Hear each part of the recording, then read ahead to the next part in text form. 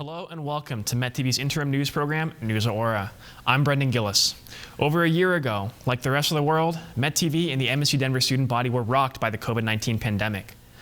While we were still able to create some content, we lost access to the Auraria campus, all necessary TV equipment, and our studio. Thanks to the distribution of COVID vaccines, state and local authorities, and the permission of the heads of MSU Denver, we are finally able to return to our studio on a weekly basis.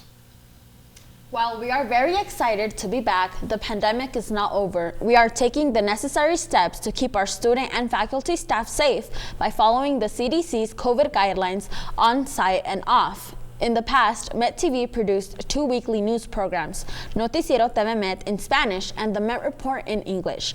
These 2 programs have merged into the bilingual program you're watching now, News Ahora.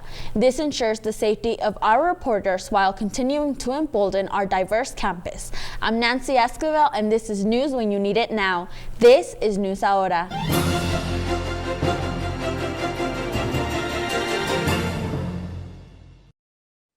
Quite some snow hit the Denver metro area last night. As winter turns to spring, severe weather season is coming back around the country. It's always important at the beginning of each season to make sure you're well prepared in case of severe weather hits your area. Our reporter Trevor Blatnick has more. Hi everyone, student meteorologist Trevor Blatnick is back for a special report. As the weather begins to warm up around the country, it's extremely important to be prepared for any severe weather. As strong storms seem to be becoming more and more common, and it killed 408 people in 2019, you need to be prepared in case severe weather strikes your area. One of the easiest ways to stay weather ready is by having a weather radio. They alert you whenever a watch or warning is issued for the county you are in. I personally use the app Storm Shield, as it allows you to set multiple locations to receive alerts for, and the notification sound resembles that of a radio alarm. If you live in an area prone to tornadoes, or are under threat of them, it's also important to have these 3 things: a helmet, a pair of shoes, and a device that emits a loud noise like an air horn. If you are in a tornado, the helmet will keep you safe from flying debris hitting you. The shoes will allow you to leave the house after the storm without injuring your feet on any rubble, and the air horn will alert rescue workers that you're trapped if you are unable to free yourself after the storm. If you're at home during a storm, the best place to be is a storm shelter or a basement. If your home has neither, an interior room on the lowest floor with no windows works as well. If driving, do not stop under an overpass. If possible, pull to the side of the road and get into a ditch. If flooding occurs, remember one thing: turn around, don't drown. If you see standing water on the road, do not drive into that. Proper preparation is everything when it comes to severe weather, and if you and your family are prepared, it's just one less thing you have to worry about. Until next time, stay safe, everybody. COVID cases in Colorado are on the rise again. The Colorado State Department of Public Health and Environment has reported 450 new hospitalizations as of Wednesday, April 7th. The counties who saw the most increase were Larimer, Adams, Douglas, and Pueblo, with Pueblo County seeing an increase for 11 days during a 14-day period. The CDC has reported that 18% of the state population, or about 3 million people, have been fully vaccinated, while 35% have received their first dose of the vaccine. The state health department is encouraging Coloradoans to get tested if they experience any symptoms or believe they have been exposed in order to help mitigate any outbreaks. Colorado Health Department officials said they would explore the possibility of a coronavirus vaccine passport. Currently, there is no statewide program for vaccine passports. A spokesperson for the Department of Public Health and Environment asserted that though other states may choose to adopt such a measure, Colorado will create policy based on the state's individual needs. The spokesperson also noted that private businesses could not access a person's vaccination info unless the person volunteered it themselves. As live events reopen in Colorado, major venues have no plans to require individuals to show proof of a COVID vaccination. However, face masks and social distancing are still mandated. Esta semana las autoridades de salud pidieron un alto al uso de la vacuna Johnson & Johnson, esto debido a severas reacciones en 6 personas que recibieron dicha vacuna. De las más de 6.8 millones de personas que han recibido la vacuna de Johnson & Johnson, solo estas 6 mujeres experimentaron coágulos sanguíneos. En un comunicado, la Administración de Drogas y Alimentos, o FDA por sus siglas en inglés, dijo que en este momento estos efectos parecen ser muy escasos, ya que el porcentaje de probabilidad de que esto pase en otras personas es menos de 1 en 1.000.000. Aún así, las autoridades de salud de Colorado han pausado el uso de esta vacuna y los centros de vacunación están utilizando las vacunas de Pfizer y Moderna. MSU Denver received supplies to distribute the Moderna and Pfizer vaccine last month and has recently begun offering the vaccine to the general public. Staff, faculty, and student employees were already eligible to get the vaccine, but due to the recent announcement from Governor Polis allowed anyone over the age of 16 to book an appointment at any of the vaccine locations. On April 12th, it was announced that MSU Denver received 1,170 doses of Pfizer, which were distributed on Thursday, April 15th. The vaccine clinic on 5th Street Garage was open to family and friends of students, though the primary site on campus has since moved to the Plaza building. Ball Arena and Dick's Sporting Goods Park are also serving as vaccination sites. To see where you can get vaccinated, you can go to the Colorado Department of Health's website at covid19.colorado.gov. This week, health authorities called for a halt on the use of the Johnson & Johnson vaccine. This is due to severe reactions in 6 people who received the vaccine. Of the more than 6.8 million people who have received the Johnson & Johnson vaccine to date, these 6 women reported experiencing blood clots. In a statement, the Food and Drug Administration said that at this time, these effects seem to be scarce. The probability of similar conditions appearing in other people is less than 1 in a million. Still, Colorado health authorities have paused the use of the vaccine, and vaccination centers are using the Pfizer and Moderna vaccines instead. La Universidad Metropolitana de Denver ha estado recibiendo suplementos médicos para distribuir las vacunas Pfizer y Moderna. El personal administrativo, facultad y estudiantes fueron elegibles para conseguir la vacuna anteriormente, pero el reciente anuncio del gobernador Polis permitió a toda persona mayor de 16 años hacer una cita en cualquiera de los sitios de vacunación. El 12 de abril, MSU Denver anunció que recibió 1,170 dosis de la vacuna Pfizer, las cuales fueron distribuidas el día de ayer. La universidad espera recibir más vacunas y le pide a los estudiantes revisar sus correos electrónicos para inscribirse a ser vacunados. Ball Arena y el Dick's Sporting Goods Park también servirán como sitios de vacunación. Para revisar otros sitios de vacunación, pueden ir a la página web del Departamento de Salud de Colorado. As our latest storm moves out, our student forecaster Brianna Hernandez tells us when it will start to warm up this weekend and what to look forward to over the next week. What's up, everyone? This is student forecaster Brianna Hernandez here to give you your weekly weather update. Now, it looks like the sun did go away and the snow is here to stay. The snow did settle in pretty nicely this Friday. Looks like it's going to be about 39 degrees all day. Into the evening, it's going to be in the 20s. So if you have those evening plans, be sure to bring your jacket because you will most definitely need it. Into tomorrow, it does look a little bit more promising with highs around 40 degrees. A little bit better than today. Looks like we're going to be getting about 1.5 inches of snow overnight, so be definitely prepared for that. Into next week, it looks like it's going to be in the 60s, pretty sunny, so it looks like the sun's not going to be gone for too long. Thank goodness, because the weather has been so nice recently. It would be a definite shame for it to go away anytime soon. We've been absolutely loving the sun. Now, let's see, as we know, looks like this down here. What's going on in the high country? Let's go ahead and check in with Tristan Swan.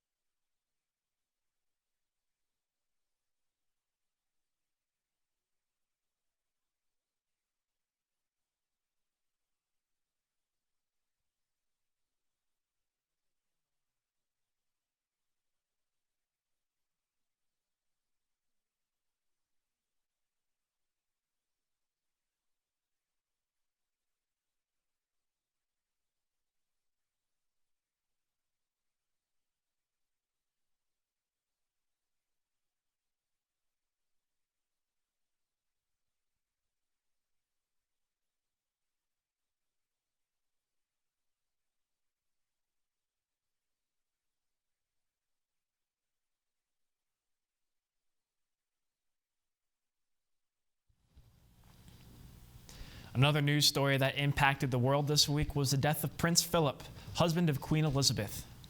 The royal declaration said, in part, "With deep sorrow, Her Majesty the Queen announces the death of her beloved husband, His Royal Highness Prince Philip, Duke of Edinburgh. His Royal Highness died peacefully this morning at Windsor Castle." The death of the prince came after a period of ill health. He was hospitalized for 1 month in 2 hospitals in London, where he was treated for an infection and underwent cardiac surgery before being discharged in mid-March. Funeral services will be held tomorrow, April 17th, and will be broadcast live on NBC at 9:30 a.m. Eastern Time and on Univision. President Joe Biden's new infrastructure proposal could provide additional funding to RTD's delayed B-line commuter rail between Denver, Boulder, and Longmont. The rail line belongs to the 2004 Fast Track Expansion Plan. The original plan was to extend the B line all the way to Boulder, but due to budget problems, the rail was not expected to be completed until the 2040s, and only a 6-mile stretch to Westminster is in operation today. This summer, however, the updated plan is expected to receive formal approval from the RTD's board of directors, and a bare-bones service could begin operating as soon as 2 years from its approval. Cryptocurrency is once again in the news as the popular cryptocurrency exchange platform Coinbase made waves in the stock market. Coinbase debuted its initial public offering on Wall Street this Wednesday with a market value over $100 billion. Shares briefly rose as high as $429 each before falling back to $330 per share. Coinbase's success has been closely tied to the price of its primarily traded cryptocurrency, Bitcoin. Bitcoin has been tremendously successful this year, reaching an all-time high of over $64,000 and being accepted as payment by major companies like Tesla and PayPal. As Bitcoin and other cryptocurrencies continue to mature, hopes are high that Coinbase too will enjoy similar successes. A young African-American man was shot and killed by police in Brooklyn Center, Minnesota last Sunday, just miles away from where George Floyd was killed last year. Reporter Valeria Quiroz has the full story. 20-year-old Dante Wright was stopped over driving an SUV with expired plates. However, the encounter turned tragic when the officers found a warrant for a gross misdemeanor issued to Wright. Body cameras show Wright escaping from the officers and trying to get into his car when the police officer went to get a taser and pulled a gun accidentally, shooting Wright in the back. Called me at about 1:40 that he was getting pulled over by the police. And I said, well, why did you get pulled over? He said they pulled him over because he had air fresheners hanging from the rearview mirror. I don't want everybody out here chanting and screaming and yelling. I just want him home. That's it. The young man drove for about 2 miles before dying. This incident occurred in the midst of Derek Chauvin's trial for the murder of George Floyd. There is a difference between a handgun and a taser. Assuming they're using the model taser. And when you look at the tape, you'll see one of the officers on their weak side. You see this flash of yellow. That's their taser. Again, another way to distinguish that from the handgun. But there were some tactical errors that were made in this, which I can get into. Protests sparked after the killing, and conversations about poor training and inherent racism in the police system are at an all-time high. With News Ahora, Valeria Quiroz. Otra noticia que impactó al mundo esta semana fue la muerte del príncipe Felipe, esposo de la reina Isabel. La declaración real decía, en parte, con profundo dolor, Su Majestad la Reina anuncia la muerte de su amado esposo, Su Alteza Real el Príncipe Felipe, Duque de Edimburgo. Su Alteza Real ha fallecido pacíficamente esta mañana en el castillo de Windsor. La muerte del príncipe vino después de un periodo de mala salud. Él estuvo internado 1 mes en 2 hospitales de Londres, donde fue tratado por una infección y fue sometido a una cirugía cardíaca antes de ser dado de alta a mediados de marzo. Los servicios fúnebres se llevarán a cabo mañana 17 de abril y serán transmitidos en vivo por la cadena NBC a las 9:30 de la mañana, hora del este, y por la cadena Univision a la misma hora. Following a record-setting wildfire season last year, a dry winter in the mountains has set the stage for another rough year in the Rockies. After Colorado saw the 3 largest fires in its history last year, a very dry winter has left much of the mountains entrenched in extreme drought conditions. The National Weather Service forecasts below average levels of precipitation for April. As a result, red flag warnings are already going out on the western slope for dangerous fire conditions, and wildfire season could be arriving much earlier than expected. If you live in or near an area that could be impacted by fire, it's important to have contingency plans in case you are forced to evacuate. Mountain weather is quite different than weather here in the metro area. Student forecaster Tristan Swan has the high country forecast for you right now. Welcome back. I'm student forecaster Tristan Swan to bring you the high country forecast for this week. Today is expected to get up to a high of 30, up into 12,000 feet or higher up here in Black Hawk. The high of 30 is expected, and the low tonight will be around 15 degrees. And tonight we are expecting those slight snow showers to move in around 1 a.m. So if you are planning on moving down into the metro or coming up here into Black Hawk to go gambling or whatever it may be expected to have a little bit of snow or ice on those roads, but 1 to 3 inches is not bad on Saturday morning that you are coming up to. Saturday night, however, again, we are expected to have a high around 30 degrees with a 50% chance of snow showers again, and a low of 15 degrees. So those roads can freeze if you are traveling up or down. Just again, be careful. Make sure you have the adequate snow tires and the adequate anything for your car for winter weather advisories. Now, for this week, it is going to be a cold one up into the high country, as we are expected only to hit around 30 to 40 degrees. So make sure you have the nice jacket and gloves to prepare yourself for these cold temperatures. Stay tuned for more of News Aurora.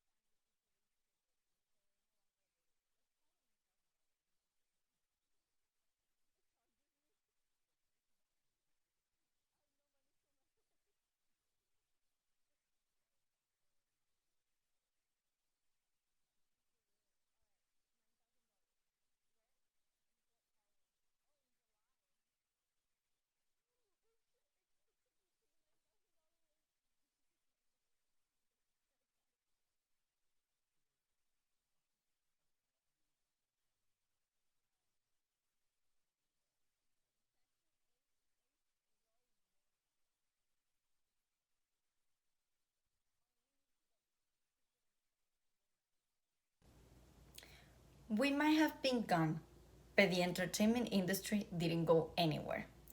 I'm Valeria Quiroz, and this is IMET. The pandemic has forced major film studios to table theater releases over the past year, but Marvel Studios now has a new release schedule planned for its Phase 4 films. Marvel Studios announced plans for releasing films from the Phase 4 slate over the next year. They will release the 2020 delayed movies in theaters, as well as putting them on Disney+, where viewers with premiere access can stream them. Black Widow will come out July 9th, followed by Shang-Chi on September 3rd. The Eternals, Spider-Man No Way Home, Doctor Strange and the Multiverse of Madness, and Thor Love and Thunder are all expected to come out between November and May of next year. Marvel Studios will also release several shows like Loki, Ms. Marvel, and Hawk, among others, on Disney Plus in the upcoming years.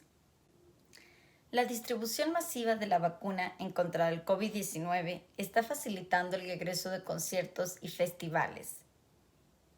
La mayoría de los artistas están anunciando nuevas fechas de tour que habían sido pospuestas, incluyendo Bad Bunny y The Weeknd, los cuales vendrán en febrero del año que viene. Conciertos de jazz, música alternativa y de electro están regresando tan pronto como este mes. El Festival de Música y Artes de Colorado tendrá cabida el sábado 29 de mayo y el domingo 30 de mayo. Otros grupos y cantantes como 5 Seconds of Summer, Chris Stapleton, Santana, The Goo Goo Dolls y muchos más también se estarán presentando este verano en Colorado. Para más información y comprar tickets, puede revisar ticketmaster.com, songkick.com o cualquier página web de estadios y clubes. The weather has been slowly preparing us for outdoor fun, and now Colorado residents and visitors can enjoy their summer outdoors with Waterworld and Elitch Gardens reopening for the first time since the pandemic started. Reporter Madison Lawrence has more. During summer 2020, there were no outdoor recreations at the two biggest Colorado amusement attractions. But now, with seemingly safer conditions, Waterworld and Elitch Gardens are ready for reopening sooner than we may think. During the beginning of the pandemic, Waterworld put its space to use by being a COVID-19 testing center in its parking lot from August 2020 up until March 2021. According to Adams County, 250,000 people used the services offered. As of April 14th, Waterworld released an updated statement on their website regarding the ticket purchases being postponed 1 week so the park could upgrade the water park amenities. As far as COVID guidelines at the water park go, Waterworld states on its website that guests are responsible for observing posted guidelines and state and local requirements during their visit. Masks will be required upon arrival and exit, as well as indoors, and anytime visitors cannot be distanced 6 feet apart. For more information, please refer to waterworldcolorado.com. As for Elitch Gardens, the amusement park will be open for season pass holders April 24th and 25th. The amusement park will be open to the rest of the public starting May 1st. However, the COVID restrictions are far more severe than Waterworld, with this new city and state-approved capacity of 3,200 guests at a time. Guests are required to wear their mask inside of the park, with the exception of 2-year-olds at the water park. Guests will also be required to use hand sanitizer before boarding any rides or attractions, and reservations for park visits are required as well. For more information, visit elitchgardens.com.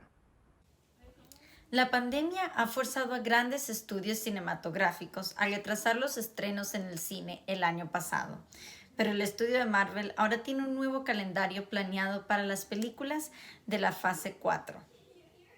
El estudio de Marvel anunció planes para estrenar películas de la fase 4 este año. Las películas demoradas del 2020 se estrenarán en cines. Igualmente las colocarán en Disney Plus, donde usuarios con acceso Premier la podrán ver. Black Widow saldrá el 9 de julio de este año, siguiéndole Shang-Chi el 3 de septiembre. The Eternals, Spider-Man No Way Home, Doctor Strange and the Multiverse of Madness y Thor Love and Thunder aún están planeadas para salir entre noviembre y mayo del año que viene. El estudio de Marvel también estrenará varios shows como Loki, Miss Marvel y Hawk, entre otros, en Disney Plus en los próximos años. With the massive distribution of vaccines across the nation unfolding, the United States is slowly but surely returning to a degree of normalcy. Concerts and festivals are among the activities people are looking forward to the most. Many artists are starting to announce new dates for rescheduled tours, including Bad Bunny and The Weeknd, who will come to Denver in February of next year. Jazz, indie, and electro concerts are also coming back, starting as early as this month.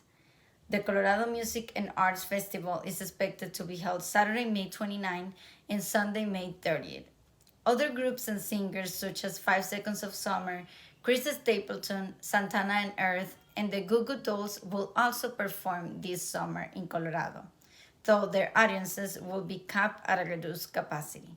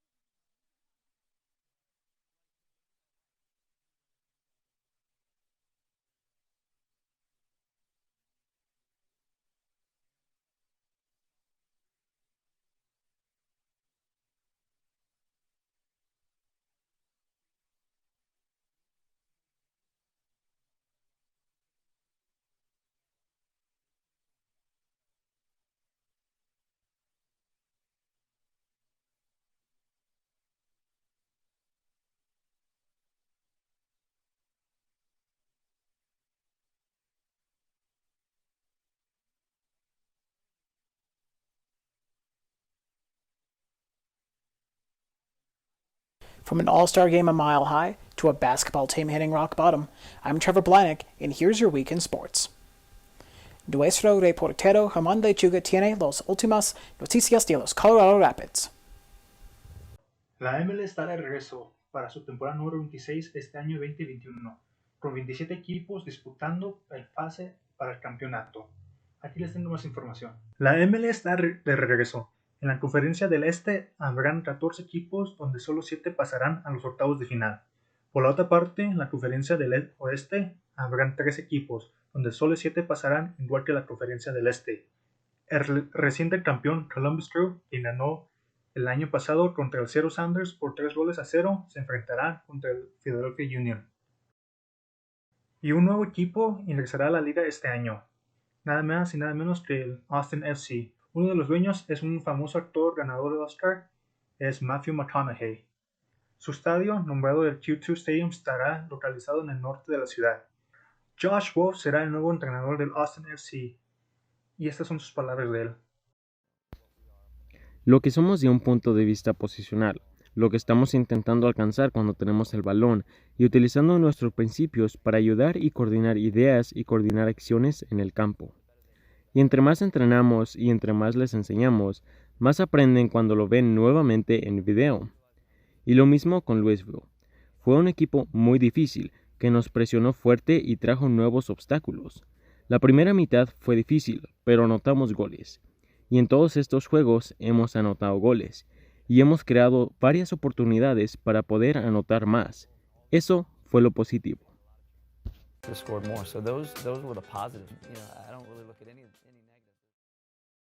Por la otra parte, los Colorado Rapids se enfrentarán contra el FC Dallas en su estadio, el Toyota Stadium, a partir del 7 de abril. Y después se verán las caras contra el nuevo equipo del Austin FC en el Dick's Sporting Goods Parks a partir del 24 de abril. No se lo pierdan. Yo soy Germán Hechura y con esto es todo de mi parte. Local baseball fans rejoice as the All-Star Game has moved from Georgia to Colorado. But what does that mean for the economy of Denver? Sports reporter Tristan Swan has more. The last time Denver had the Midsummer Classic was in 1998. A few things have changed since, especially the economy in Colorado. Usually All-Star games bring in around $6 to $40 per residence in cities. In 1998, the All-Star game brought Denver $21 per resident. This year, if the numbers stay the same, Denver could see $60 million in economic activity around the game. From 2014 to 2019, cities estimated the game brought them $70 million in economic impacts. Governor Polis says that we could see more. Our Office of Economic Development and International Trade estimates the All-Star Game, the festivities around it, would add about $190 million in revenue this year in Colorado. There are many factors when looking at the All-Star Game being here in Denver, but 2021 makes it different compared to other years. Businesses like hotels are operating around 20 to 30% capacity, whereas with the All-Star Game being in town, numbers are projected to go up to 70 to 80%. That's incredibly good news for our small businesses, our restaurants, our hotels, and our workers who have struggled and suffered through this pandemic. Overall, the weeks leading up to the All-Star Game will bring Colorado the boost it needs and showcase the city of Denver. Look, spring is the time of year where we hear the crack of the bat, the roar of the crowd, and I think I speak for many of us when I say this year is particularly special to be able to hear the real thing at the ball field, not just a recording, not just on TV. And move forward to highlight Denver and Colorado nationally, showing some of the most amazing talent from across baseball, all coming here to Colorado. Get ready for a truly epic home run derby at a mile above sea level. This is going to be a lot of fun. On a more somber note, we head to the hardwood for an update on Jamal Murray. On Monday night, the Nuggets visited the Golden State Warriors in San Francisco. With the final seconds ticking off, Jamal Murray drove to the basket trying to cut the Dubs' lead down to 5 when his knee gave out. The Nuggets went on to lose 116 to 107, but all thoughts were with the 24-year-old point guard. The following day, an MRI confirmed the fears of the basketball world, as Murray had suffered a torn ACL and his season was over. ESPN's Stephen A. Smith had these thoughts to say following the injury. And I'm such a fan of Jamal Murray. I mean, he's such an unsung hero in the game of basketball. This brother shows up and shows out, averaged 26.5 points a game in the postseason last year, shoot 40% from three-point range this year. The brother's a marksman. He can flat out ball, and my heart goes out to him. I'm just hoping and praying that he gets better because the game of basketball is better when he's on the court. Having said all of that, my initial reaction is that it's over. Denver's chances of getting to the finals are ruined. That's all for this week. Back to the studio with Brendan and Nancy. That's all the time we have on News Ahora today. We hope you enjoyed this episode. Before we go, we want to let you know to tune into the Met Report's Facebook page and mymetmedia.com. And you can watch our newscasts every Friday and any day on Campus Channel 20. And make sure to check us out on Facebook, Twitter, Instagram, and on mymetmedia.com. Thanks for tuning in, and have a great day.